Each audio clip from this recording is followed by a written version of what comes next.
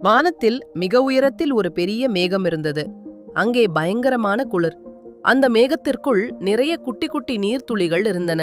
குளிர் தாங்க முடியாமல் அவையெல்லாம் நடுங்கிக் கொண்டிருந்தன. அப்போது ஒரு குட்டி நீர்த்துளி காற்றில் மிதந்து வந்த ஒரு சின்னஞ்சிறிய தூசித் துகளை பார்த்தது. குளிரை போக்க அந்த நீர்த்துளி தூசியை இறுக்கமாக கட்டிக்கொண்டது. ஆச்சரியம் என்னவென்றால், அந்த அதிகப்படியான குளிரில் நீர்த்துளி அப்படியே உறைந்து ஒரு குட்டி பனிப்படிகமாக மாறிவிட்டது. இந்த குட்டி பனிக்கட்டியின் மீது மேகத்தில் உள்ள மற்ற நீராவியும் வந்து ஒட்டிக்கொண்டது. இப்படி ஒன்றோடு ஒன்று சேர்ந்து 6 முனைகள் கொண்ட ஒரு மிக அழகான கண்ணாடி போன்ற நட்சத்திரமாக மாறியது. அதன் பெயர்தான் ஃப்ராஸ்டி.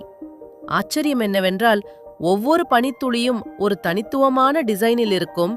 யாருடைய டிசைனும் மற்றவரோடு ஒத்துப்போகாது. ஃப்ராஸ்டி இப்போது கொஞ்சம் பெரியதாகவும் எடையுடனும் மாறிவிட்டது. நான் கீழே போய் பூமியை பார்க்கப் போகிறேன் என்று சொல்லிவிட்டு காற்றில் மெதுவாக நடனமாடிக்கொண்டே கீழே இறங்கியது. கீழே வடக்கில் உள்ள ஒரு குளிர்ந்த தேசத்தில் மரங்கள், வீடுகள், மலைகள் என எல்லாவற்றின் மீதும் ஃப்ராஸ்டியும் அதன் நண்பர்களும் பஞ்சு போல மெத்தென்று இறங்கினார்கள். பார்ப்பதற்கு பூமி முழுவதும் ஒரு வெள்ளை நிற போர்வை போர்த்தியது போல மிக அழகாக மாறிவிட்டது. மிகவும் குளிர்ந்த வானிலையில் மேகத்தில் உள்ள நீர்த்துளிகள் தூசியோடு சேர்ந்து உறைந்து அழகான பனித்துளிகளாக பூமிக்கு வருவதையே நாம் பனிப்பொழிவு என்கிறோம்.